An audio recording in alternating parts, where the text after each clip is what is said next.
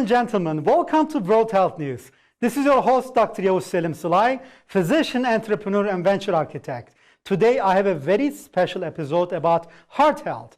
Our heart is the most important thing. So I thought I should focus and dedicate this episode only to your heart health. My first news is about, does making more money lower stress, and does it protect you against heart disease? My second news is about inconsistent blood pressure. In your 20s and 30s could indicate heart disease later in life. My third news is about, is eating an egg a day okay for your heart health? Latest research says it is. And our fourth news is about hot baths. Hot baths actually may reduce your risk for heart disease and stroke, ladies and gentlemen. Let's get back to our news with the first one. Does making more money lower stress, and does it protect you against heart disease? Ladies and gentlemen, this is the answer. Making more money lowers your stress indeed, but won't protect you against heart disease. Researchers report that people moving up the economic ladder tend to have improved mental health, but also high risks for cardiovascular related disease. They say many people who improve their socioeconomic status still have childhood related health issues. They add that sometimes people moving up are so focused on their jobs, they don't maintain good health habits. Moving up in a socioeconomic status may improve some areas of life, but when it comes to heart health, it's not as simple.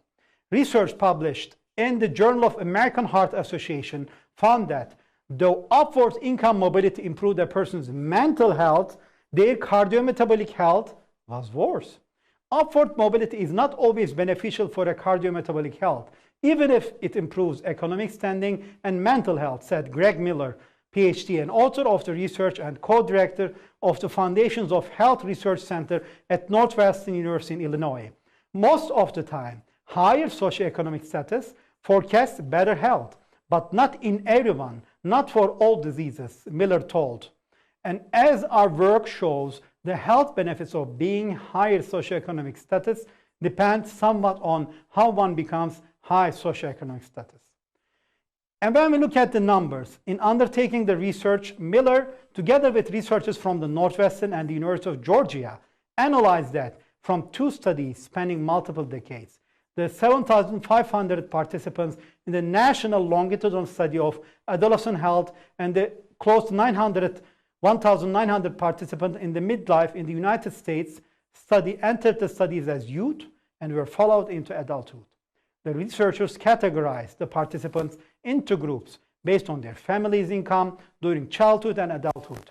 The four groups were those who experienced consistent disadvantage, those who experienced consistent advantage, and those who were upwardly mobile, meaning an increase in socioeconomic status compared with childhood, and those who experienced downward mobility.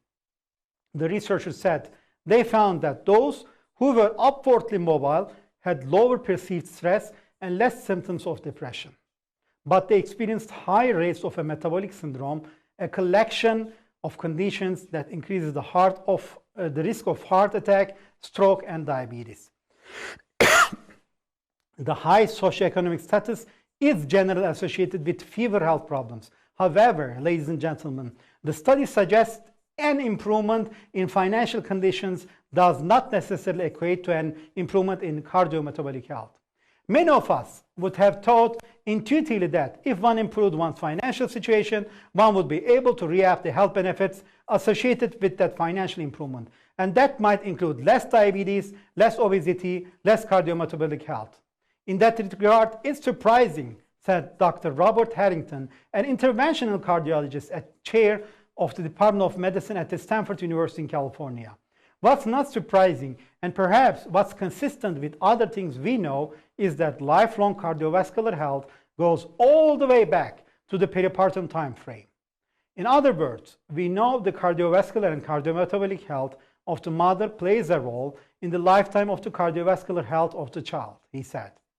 So, ladies and gentlemen, what causes the health risks? Cardiometabolic syndrome includes conditions such as high blood sugar, high blood pressure, higher levels of body fat around the waist, and abnormal levels of cholesterol. Dr. Nyaka Goldberg, medical director of New York University Langone Women's Heart Attack Program and volunteer expert for the American Heart Association, says those who are trying to improve their socioeconomic status may have a lifestyle that contributes to these risk factors. People who are trying to succeed at financial success are often focused on the job or jobs they must do for economic success at the expense of cardiometabolic risk, she told.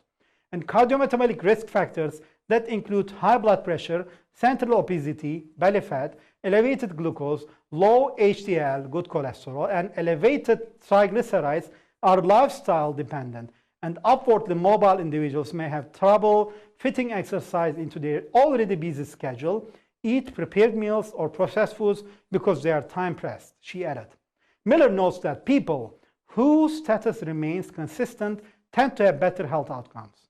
Dr. Michelle J. Coe, an assistant professor in the Division of Health Policy and Management at the University of California, Davis, says those who fall into the consistent category may not experience the same stressors as those who are upwardly mobile. Those with consistent advantage throughout life presumably face far fewer stressors to maintain their status, Coe told. And they have been granted income, educational, cultural, and social benefits as children, which makes it easier to both stay advantaged and navigate that social status. Those with upward mobility must contend with multiple stressors: how to get there, how to stay there, how to balance the needs of family and friends who are not as successful. In addition to this, Coe says an increase in income doesn't guarantee being able to live in an area that promotes healthy living. So, ladies and gentlemen, those with upward mobility do not necessarily have the wealth to move into neighborhoods with factors that lead to good cardiovascular health, such as clean air, lower levels of environmental contamination, better options for purchasing healthy food, or having open and safe space for exercise and recreation, she said. The Northwestern study found that those who were upwardly mobile and those who were consistently disadvantaged fared the worst when it came to the cardiometabolic health. So, ladies and gentlemen, this is the question: how status affects health? Harrington says a person's socioeconomic status can influence their cardiovascular health in many ways. We know that people who have higher socioeconomic status in general have better cardiovascular health than people at a lower socioeconomic level, he said. In other words, ladies and gentlemen, an individual of lower socioeconomic status with cardiovascular disease is going to fare worse on average than an individual with higher socioeconomic status when matched with the same cardiovascular disease. There is also an interplay of socioeconomics with access to the adequate medical care, right? So that includes things like blood pressure monitoring, diabetes screening, cholesterol screening, the kind of things that are already available as preventative healthcare measures to those of a certain socioeconomic class, but not to all, Harrington said. Harrington says that as people attempt to improve their socioeconomic status, attention also needs to be paid to improving their cardiovascular health.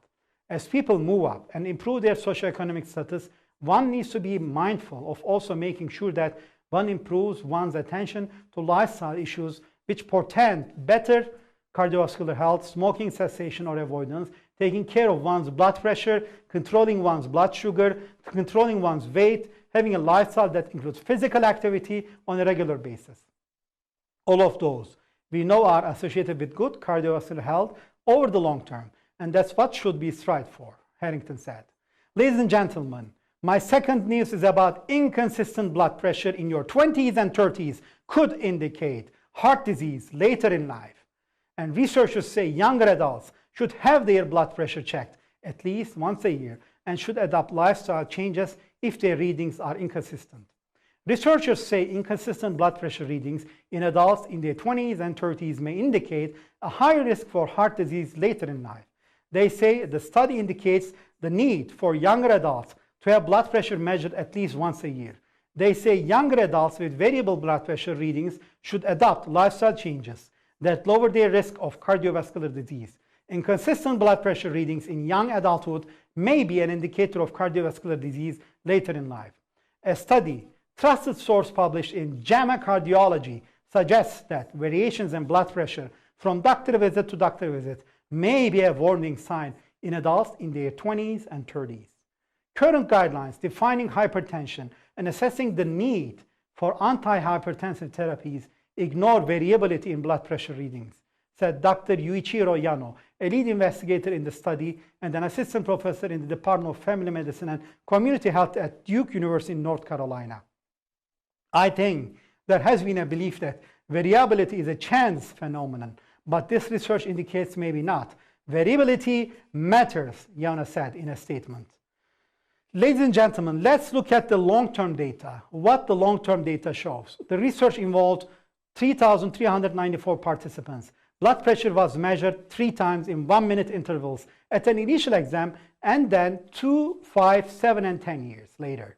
10 years into the study, the average age of participants was 35. 3% were taking antihypertensive medication. They also had follow-up exams at 15, 20, 25, and 30 years. The researchers found that greater variability from visit to visit before age 4 was associated with a higher risk for cardiovascular disease and all-cause mortality in later decades. In the follow-up period, there were 162 cardiovascular disease events. These included stent procedures for peripheral artery disease, transient ischemic attack, stroke, heart disease, heart failure, and there were 181 deaths. Analysis found that a 3.6 millimeter spike in blood pressure during young adulthood was associated with a 15% higher risk of cardiovascular disease events in later years. The researchers suggest that assessing visit-to-visit systolic blood pressure variability could help identify at-risk young adults.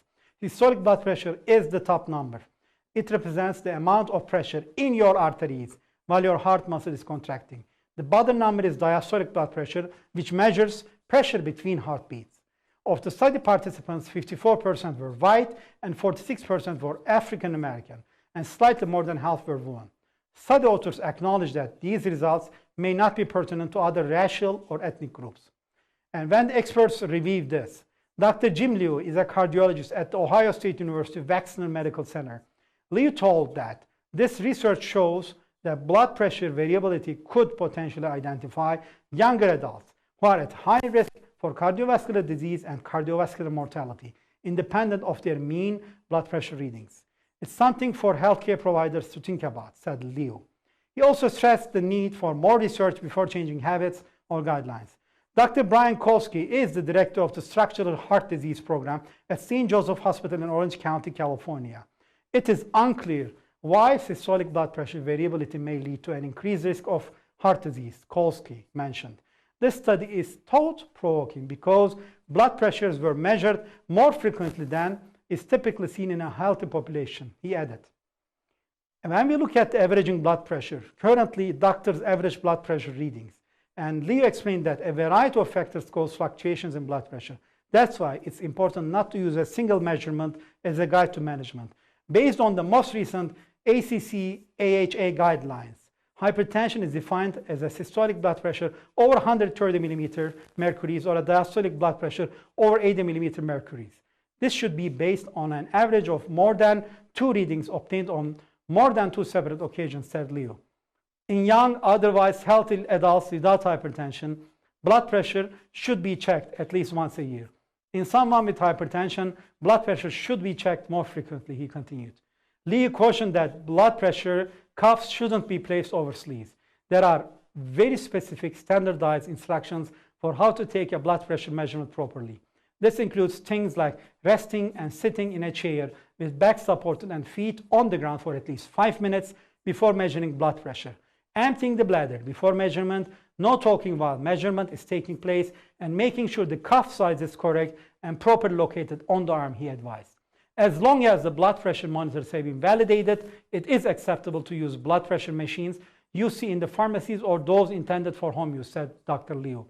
In general, arm cuffs are recommended instead of wrist cuffs. Wrist cuffs can be inaccurate if not used correctly. The other thing is to make sure that the arm cuff size is correct.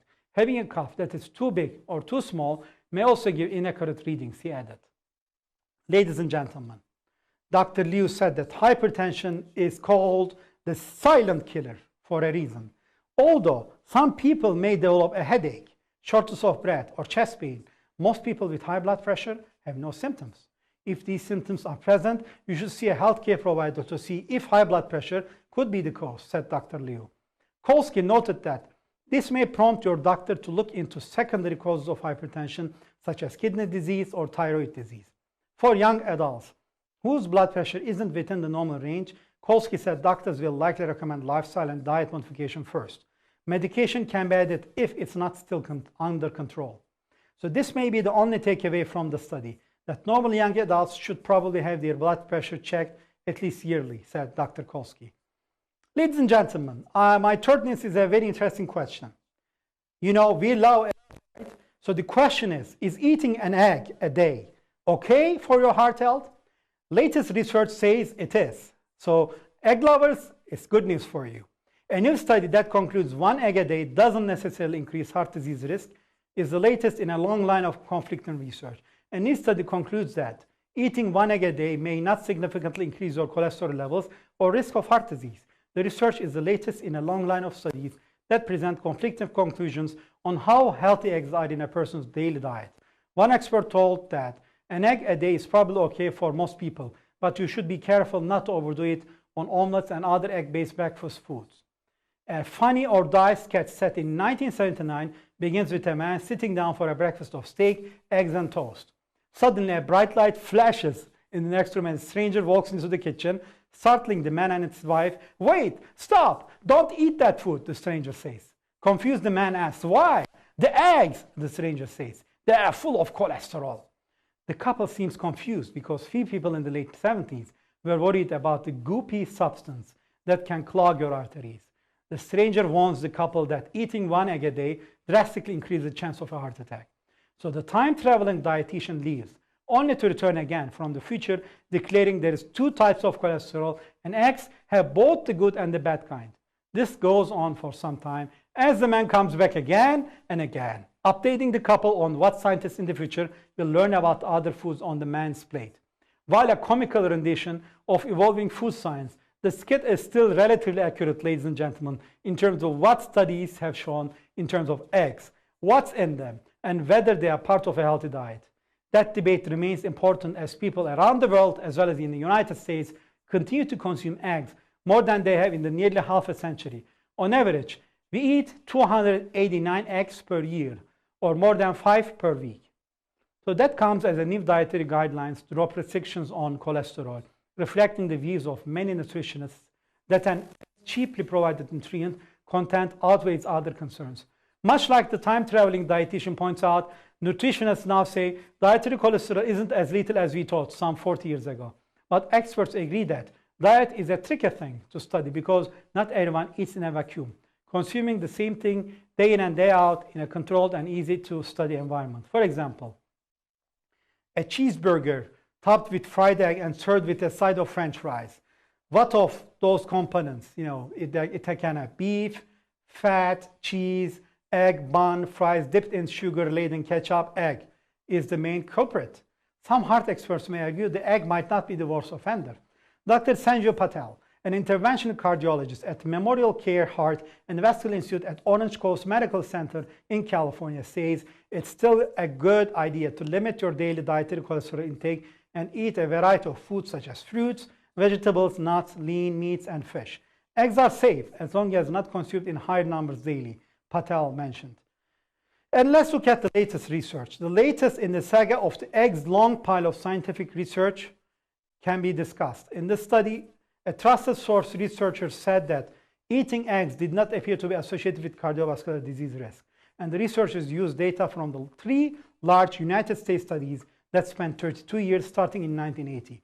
They said people who ate a higher amount of eggs had a higher body mass index, BMI, used fewer statins, and ate more red meat. They concluded it was those factors, not egg consumption, that contributed to cardiovascular disease.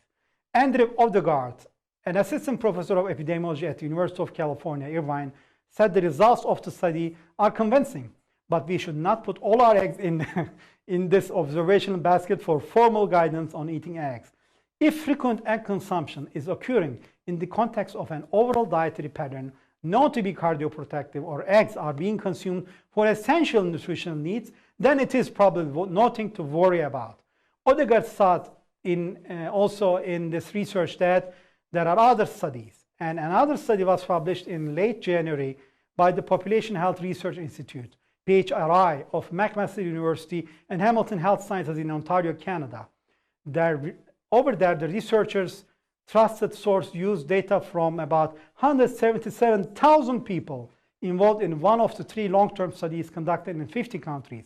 The researchers had a simple premise. Since they find eggs to be a rich source of essential nutrients, they wanted to check what the available facts have to say on their impact on preventable diseases, as there is contradictory evidence as to what their cholesterol content means to human health. Using data from PHR studies named PURE, On Target, and Transcend, the researchers counted 12,701 deaths and 13,658 cardiovascular disease events, such as heart attack. So, ladies and gentlemen, with that data, researchers reported they didn't find any significant connections between eating eggs, the collection of cholesterol in the blood, premature deaths, or major cardiovascular disease events.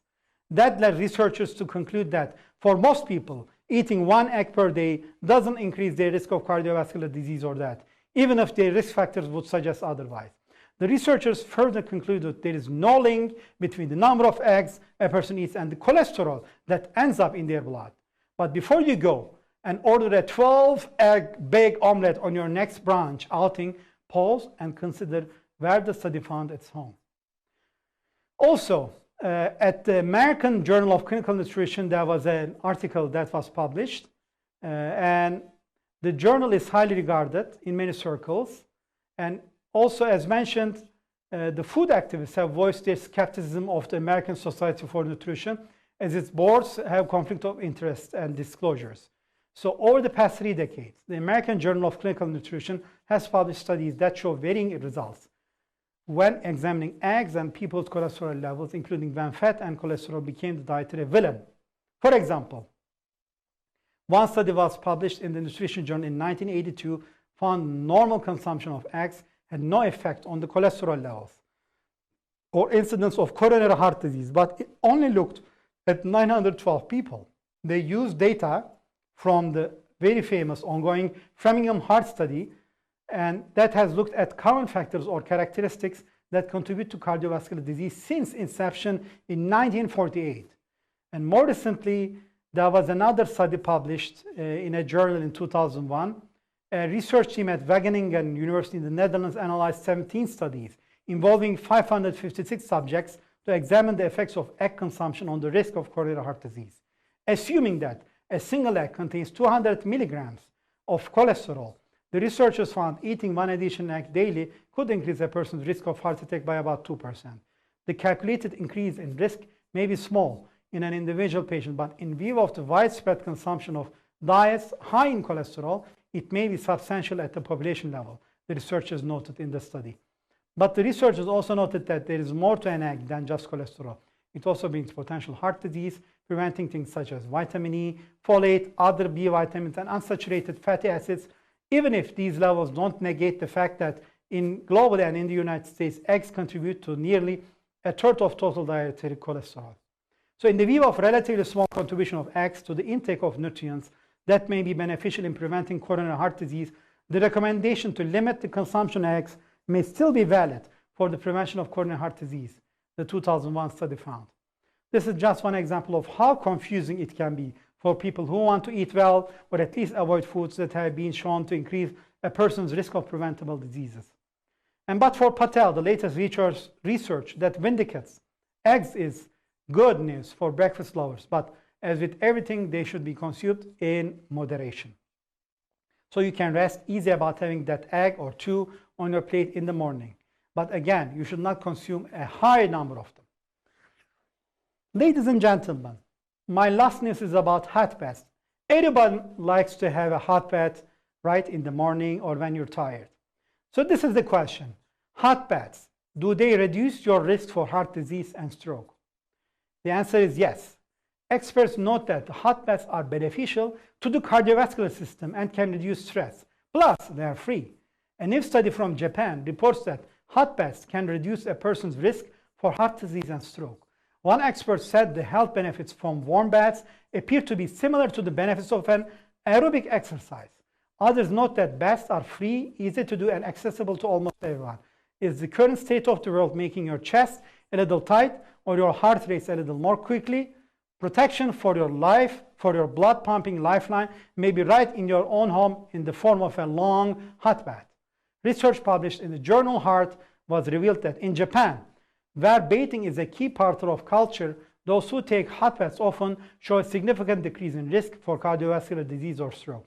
The researchers tracked the bathing habits and cardiovascular disease risk of more than 30,000 Japanese adults for 20 years, and they found that frequent tub bathing was significantly associated with a lower risk of hypertension, suggesting that a beneficial effect of tub bathing on risk of cardiovascular disease may be in part due to a reduced risk of developing hypertension, the researcher stated.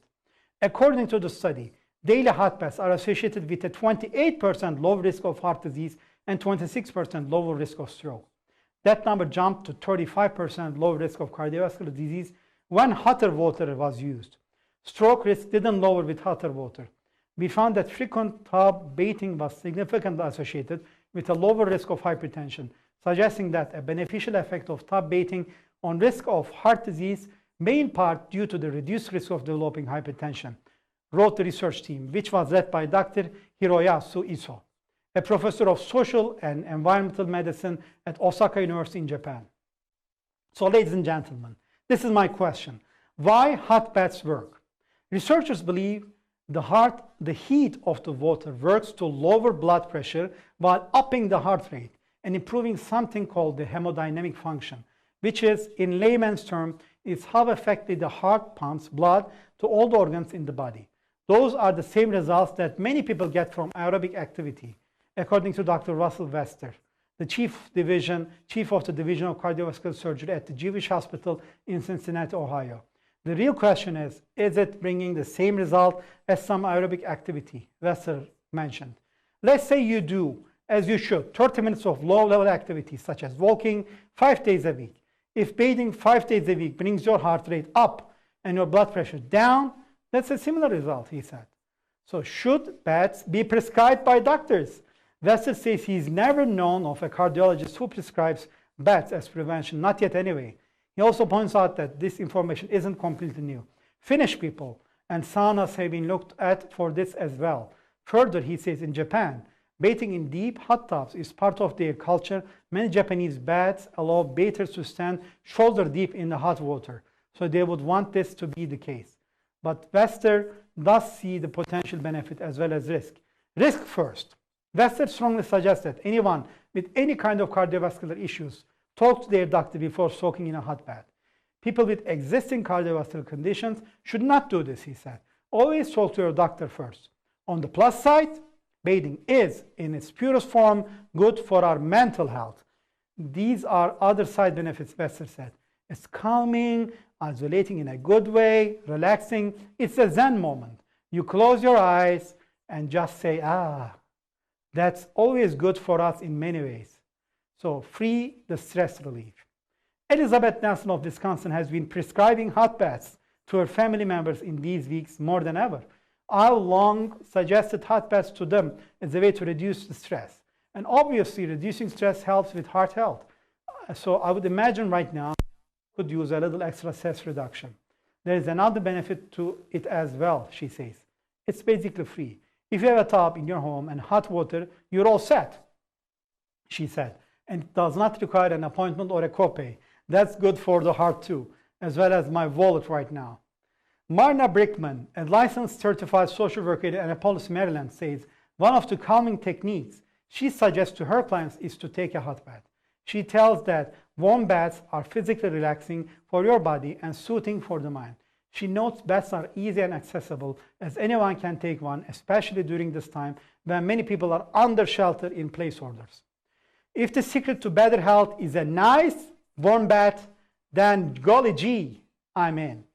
Ladies and gentlemen, this is your host, Dr. Selim Sulay, physician, entrepreneur, and venture architect. I am really thrilled and excited that I'm able to bring you very different areas of world health news, and we look forward to continuing to work with you. Stay tuned to World Health News. Take care and all the best. Bye.